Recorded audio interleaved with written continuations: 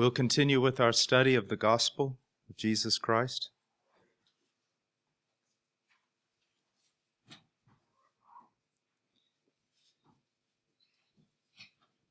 In our last session together, we studied Romans 3:23, for all have sinned and fall short of the glory of God. And then we related that to the attributes of God. Sin is horrifying, devastating, extremely wicked because of the person against whom it is committed. He is a God worthy of all obedience and praise and honor and devotion. It is the excellency of His person that is the reason why sin is such a deadly, unspeakable crime. Let me give you an example of how we practice this, even in a very limited way, but even in our own cultures.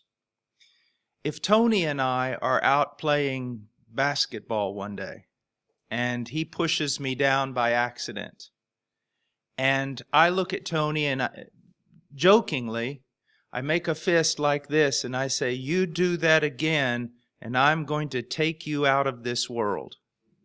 Okay? Now, I can do that. But if I walk up to the President of the United States and I make a fist and I say, "I'm going to take you out of this world," even jokingly, I go to prison. Because of his position, because of who he is. That is very hard for our cultures to understand today because we've been taught for over 2 generations not to respect authority. But sin is sin. It is an unspeakable crime because of the excellencies, the infinite goodness of the God against whom it is committed. That's one of the reasons why hell is hell, because of whom we've committed our rebellion against. Do you see that? It's the excellency of His person. That's why a person cannot, even a believer, cannot come to understand how horrible sin truly is unless they have a biblical understanding of God's worth, which requires that they be greatly instructed in the attributes of God. Now let's go back and look at this one more time just for a moment. Most people have never in their entire Christian life been through a serious study of the attributes of God.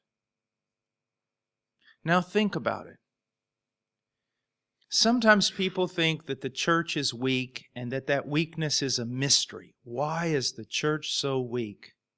Well, let me give you a silly illustration. If you came to me and you had a bloody forehead, it was bruised and bloody and sore and swollen, and you tell me, "Brother Paul, this has been going on now for over a year." And I said, "Really?" And he said, "Yes, I've gone to the doctors and they don't know what's wrong with me." And then you say, "Brother Paul, you're a praying man. Would you just pray about it and maybe observe me? Maybe God will show you what's wrong with me." And I say, "Sure." So I start the next day following you around. I'm actually there at 1 o'clock in the morning while you're sleeping, and I watch you. And when the clock strikes 1, dong, you rise up out of bed, you go over to a solid brick wall, and you slam your head against it. And then you go back to bed. I'm taking notes. And then the clock strikes 2, and you get up, and you go over to the wall, and you smack your head twice against the wall. By 12 o'clock in the afternoon, at lunch, it hits 12 times. You immediately rise up and hit your head against a wall 12 times. Well, I'm taking notes. And then about 9 or 10 o'clock in the evening, I approach you and I say this, "Look, I'm no doctor, but I think I figured out your problem. if you would quit smashing your head against the wall, I would just bet you that your head would heal. All right, that's about how obvious our problem is in evangelicalism today. Why are we so weak? We don't know God. Even people who claim to be students of the Scriptures, if I ask them, how many years of your life have you dedicated to studying who God is? Most of them will look at me quite bewildered and say, well, years? I don't think I've heard but a couple of sermons my whole life on who God is. Do you see that? A people who do not know their God. The book of Daniel says it's the people who know their God that will be strong, that will do great things. It is also, according to the book of Psalms, it is the knowledge of God that keeps us from sinning. When we think God is like us, then we think our sin is not that bad.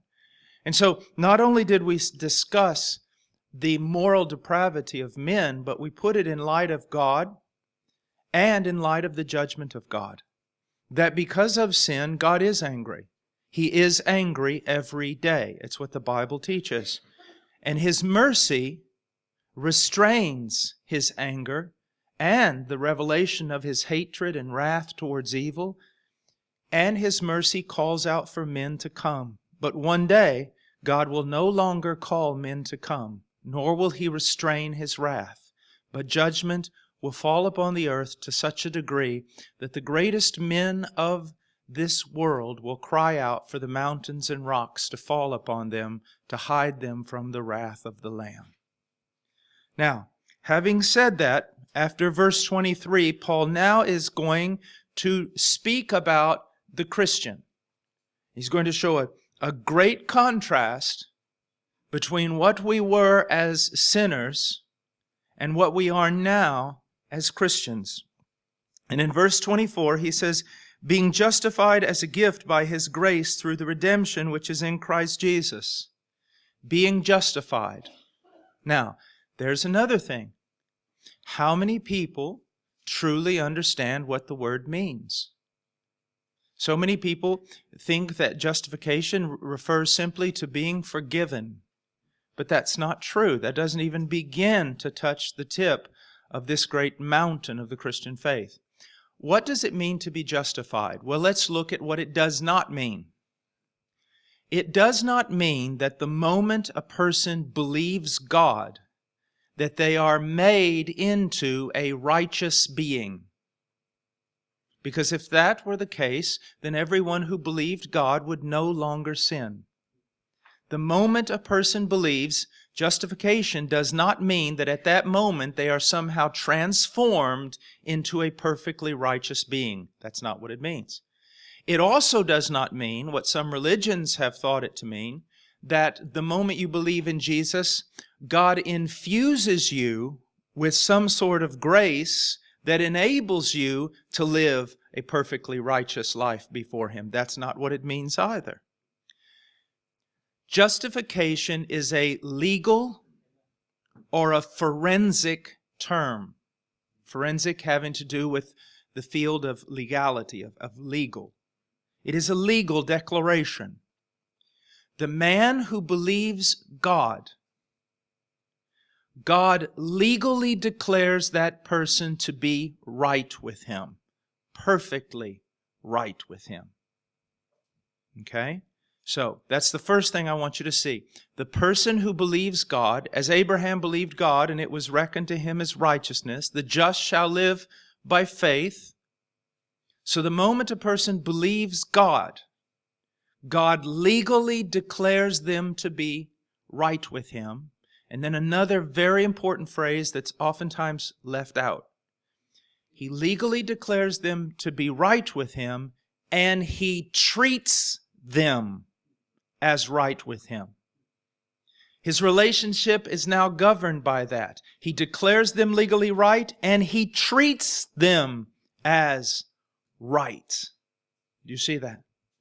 Don't forget those two things. They're going to be especially important when we come to the cross. All right, now, The believer standing before God is a perfect justification. He legally declares you to be right, perfectly right before Him. If that were not the case, you could not be before Him. You see, you can't be before Him with one stain. You can't be before Him with one sin. Adam and Eve are proof of that. Plus the rest of the Scriptures testify to that.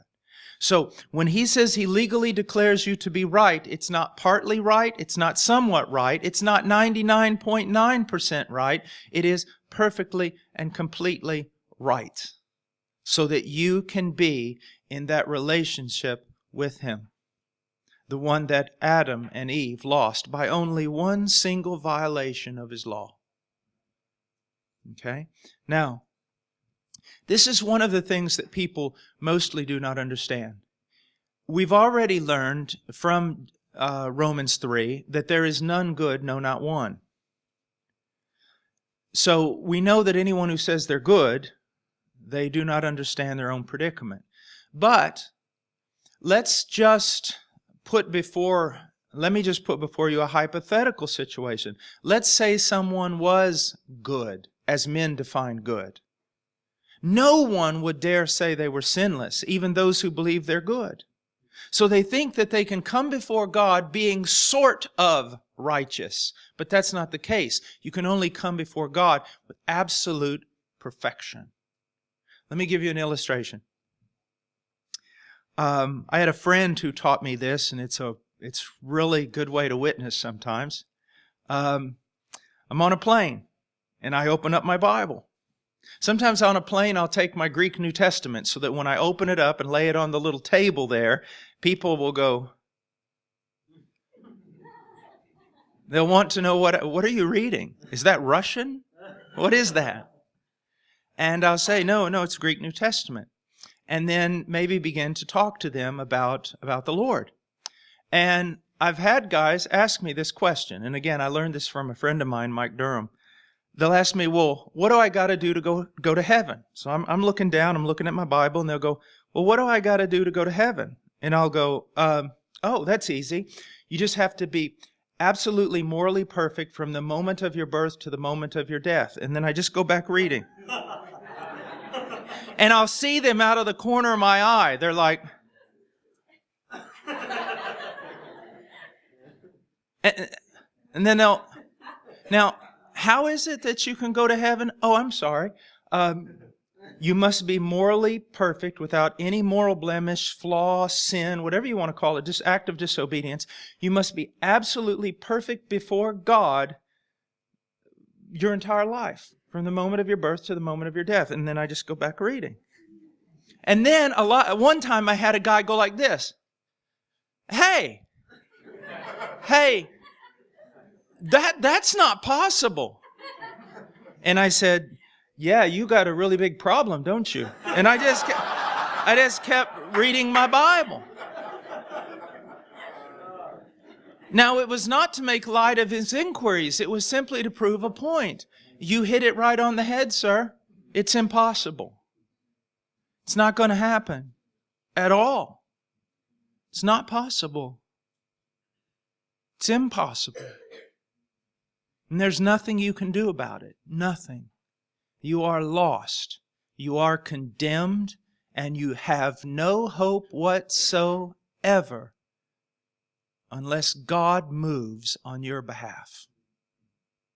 You see that? That's the whole purpose of the law, to literally incarcerate a man so that he cannot escape. Because if you give man a little bit of room, give him just a little idea that he might be able to justify himself, he'll escape. And the law's purpose is to take that away from him. Now, with regard to justification, I want you to see something. This is one of the things that separates Christianity from all the other religions of the world. If you were to take a comparative religion class with me, it would be actually quite simple. Because in reality, there are only two religions in the whole world. Now people say, no, there's countless religions. No, there's just two, really. You can put them in two categories. All the religions of the world are religions of works. you do this and you earn salvation. Only Christianity, true Christianity, is a religion of grace. That salvation is not of works, and therefore no man can boast. Let's say that I had an Orthodox Jew here. I said, sir, if you, and I was the reporter interviewing him, and I said, sir, if you died right now, where would you go?